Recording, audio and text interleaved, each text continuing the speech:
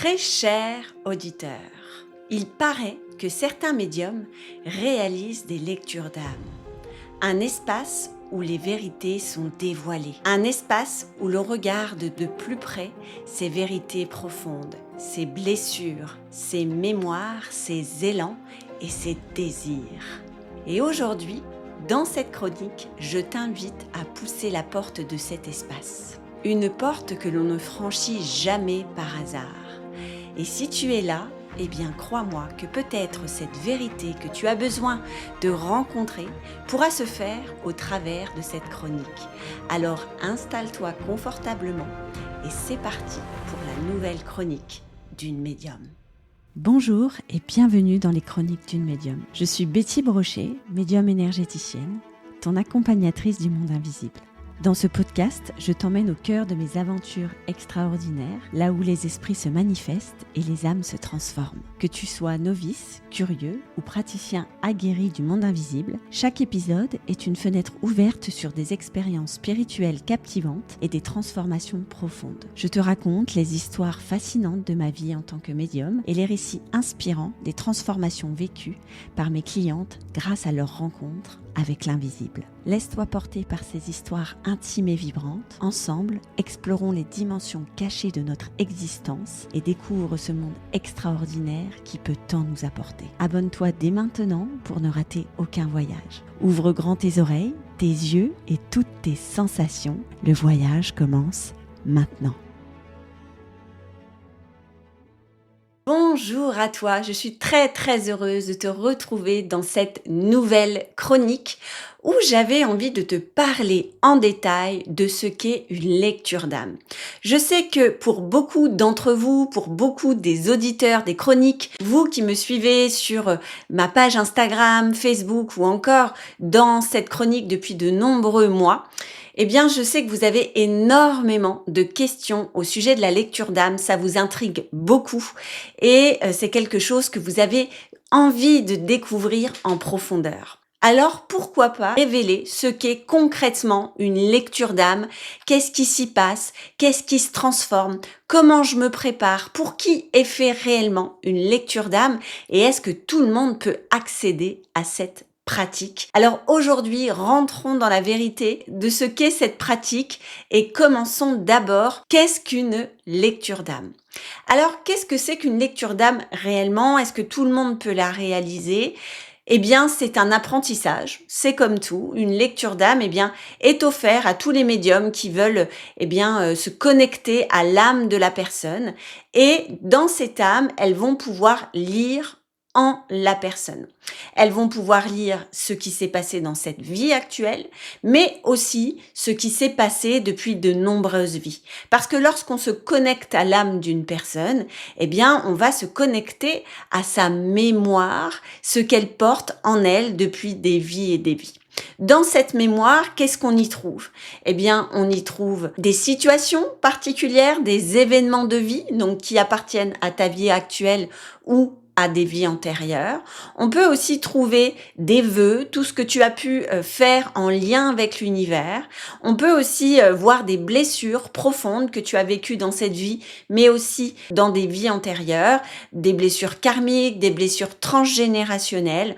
On peut voir toute forme de vérité qui appartiennent à ton âme. Alors, est-ce que tout le monde peut accéder à cette lecture ? Eh bien, en tant que médium, oui, c'est quelque chose qui s'apprend et qui va te permettre de voir, de lire encore plus profondément dans la vie de tes clients et leur apporter donc des réponses beaucoup plus précises. Je te donne un exemple, si aujourd'hui tu es médium ou que tu fais simplement des soins énergétiques, tu vas peut-être juste voir l'avenir, juste aider la personne sur son cheminement de vie.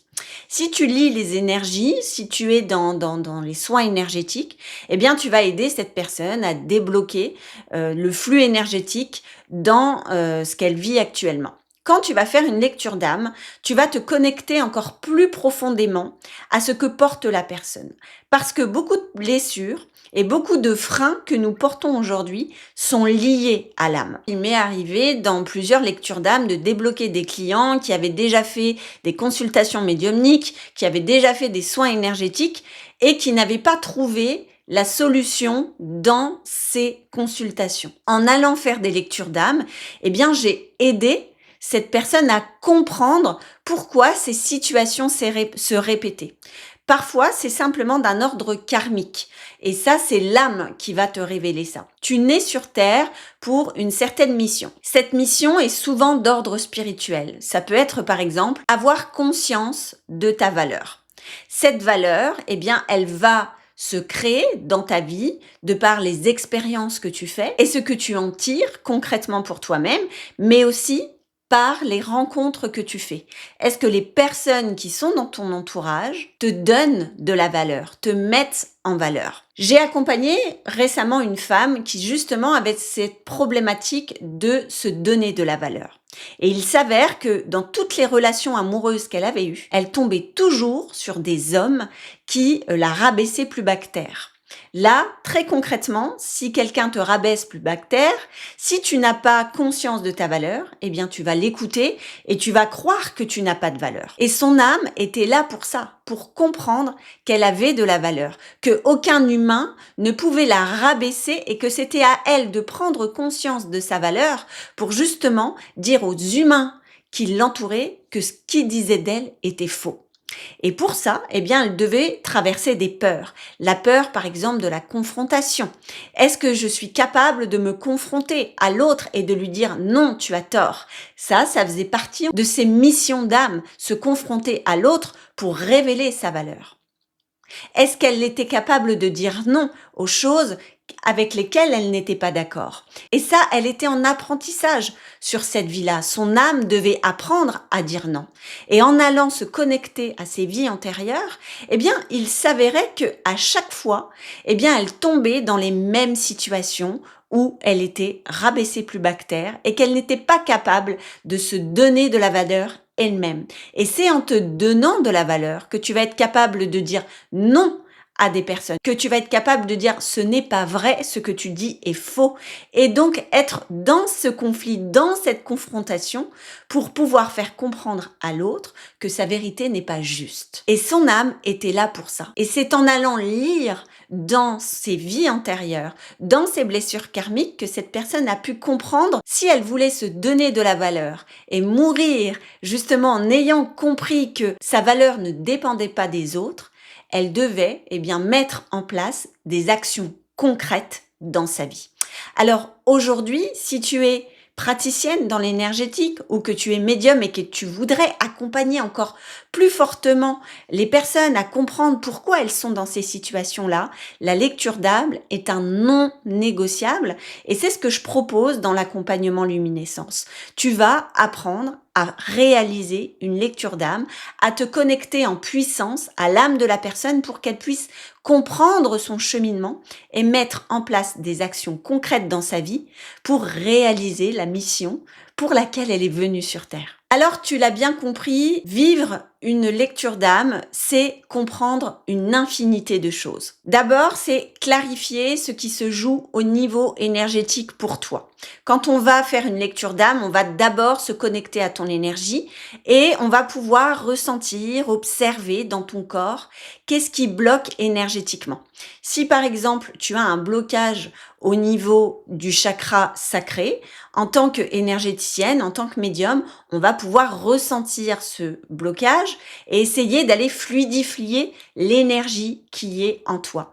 Nous ne sommes pas, encore une fois, des magiciennes. Souvent, ces blocages peuvent être d'ordre physique. Et là, en tant qu'énergéticienne, on peut mettre en place quelque chose pour que ça se débloque. Mais quand c'est de l'ordre émotionnel, ça va être à toi, concrètement, dans ta vie de tous les jours, d'aller transformer certaines choses. Alors oui, nous clarifions ton énergie, nous t'aidons à voir l'invisible, ce qui se passe à l'intérieur de toi, dans ton invisibilité. Mais encore une fois, c'est toi qui tiens les ficelles de ta vie et ça va être à toi de mettre en place concrètement les choses pour transformer ce blocage énergétique, pour le fluidifier. Lorsqu'on fait une lecture d'âme, on va pouvoir aussi se connecter à tes blessures profondes, aux freins qui t'empêchent d'avancer concrètement. Donc, comme je te l'ai expliqué tout à l'heure par rapport au fait de se mettre en valeur, de se donner de la valeur dans notre vie, parfois, eh bien, c'est impossible pour nous parce que c'est lié à des blessures d'âme, à des blessures karmiques, à un blocage dans une vie antérieure. Et nous, en tant que médium, spécialiste des lectures d'âme, eh bien, on va pouvoir se connecter à ça, essayer de couper le lien avec ses vies antérieures, avec ses vœux, et on va te donner des actions concrètes qui vont te permettre justement de changer les choses. Et c'est pour ça que pour moi, il y a quelque chose qui est vraiment indissociable de la lecture d'âme, c'est à la fois l'énergétique, la médiumnité et le coaching. Pour moi, ce sont 3 piliers qui sont importants pour te révéler en tant que médium, accompagnante et transformatrice de vie. Aujourd'hui, l'énergétique va te permettre de ressentir les blocages chez ta cliente. La médiumnité va te permettre de recevoir les messages de l'invisible et donc de capter là où ça bloque, les situations concrètes qui font qu'aujourd'hui la personne n'arrive pas à avancer. Et le coaching va te permettre justement d'aider ta cliente à passer à l'action concrètement dans sa vie, à l'aider à transformer, à se sentir soutenue par justement cette puissance ancrée que tu incarnes au quotidien grâce à ce profil de coach. Et aujourd'hui, dans l'académie âme, eh bien, on est avec mon conjoint Geoffrey associé parce que pour nous, on ne peut pas dissocier le plan énergétique de la médiumnité que du coaching.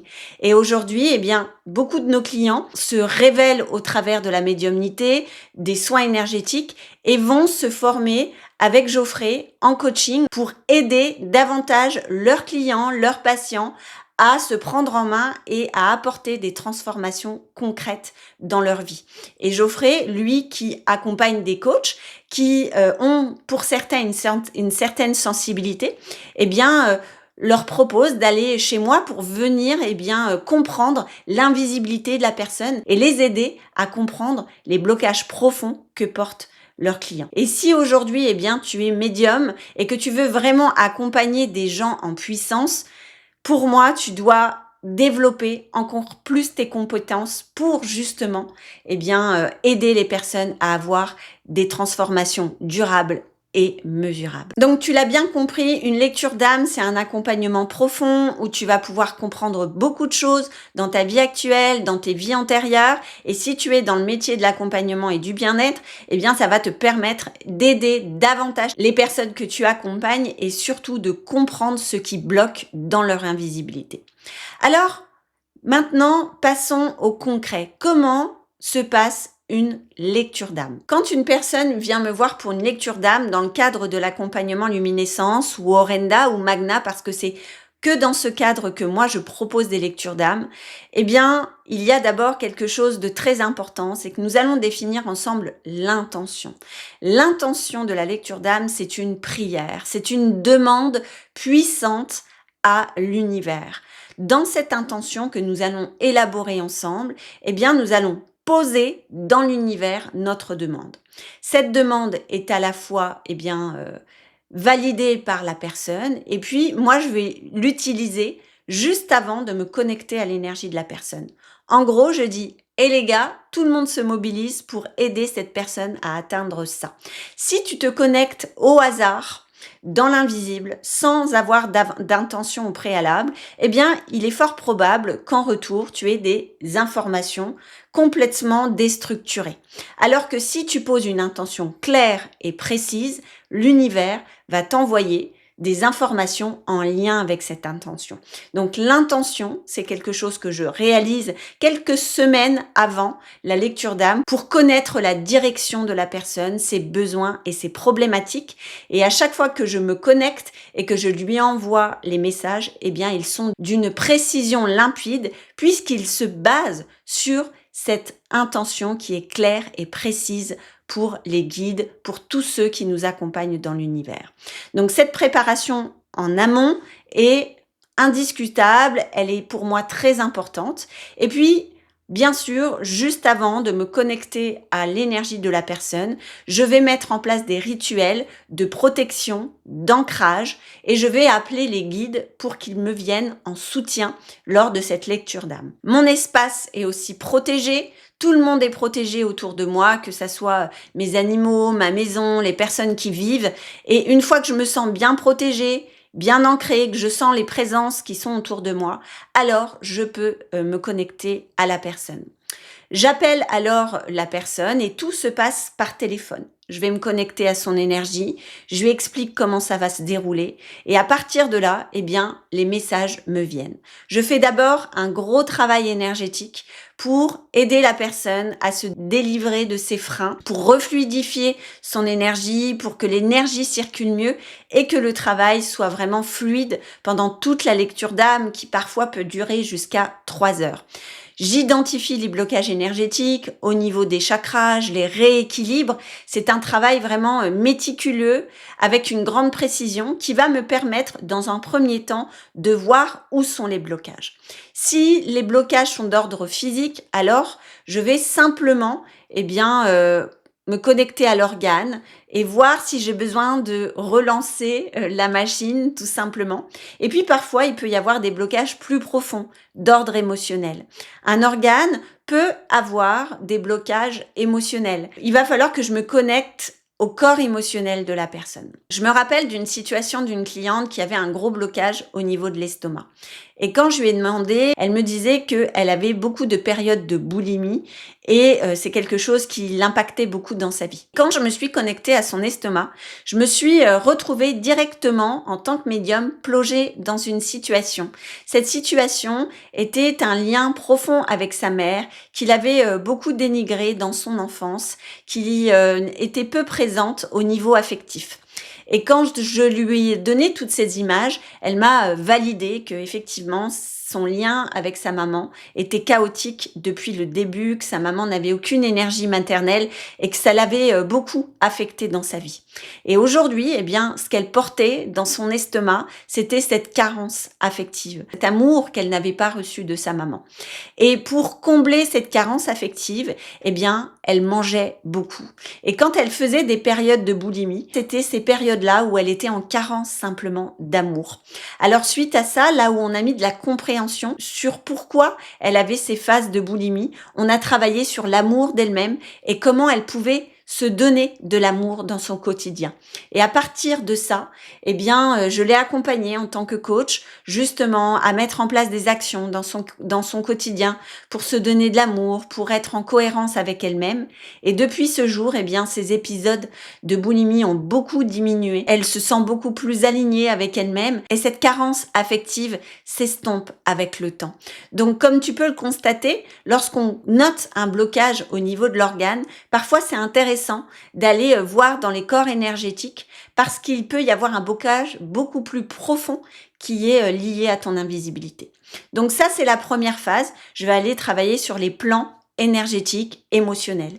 Et puis ensuite, on va aller sur les plans un peu plus spirituels où là, dans ma lecture d'âme, eh bien, je vais avoir des connexions avec tes vies antérieures, avec l'âme directement. Qu'est-ce qu'elle porte en elle? Quelles sont ses mémoires?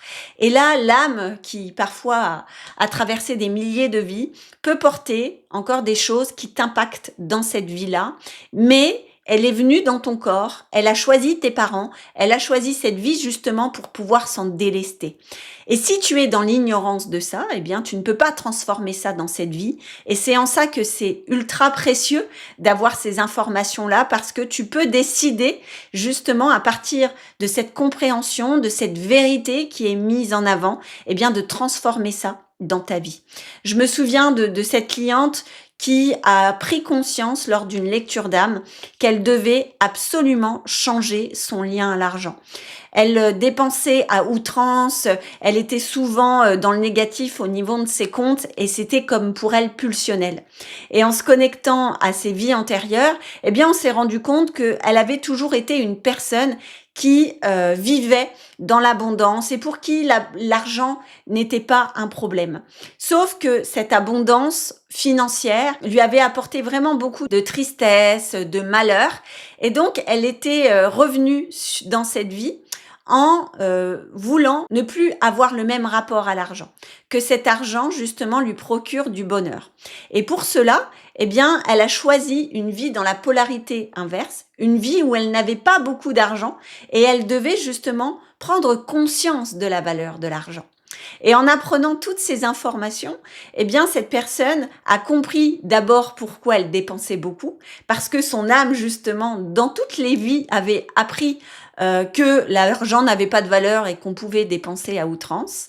Et surtout, elle a appris que dans cette vie-là, eh bien, la richesse n'allait pas forcément faire partie de sa vie, mais qu'au contraire, elle devait renouer un lien beaucoup plus sain à l'argent.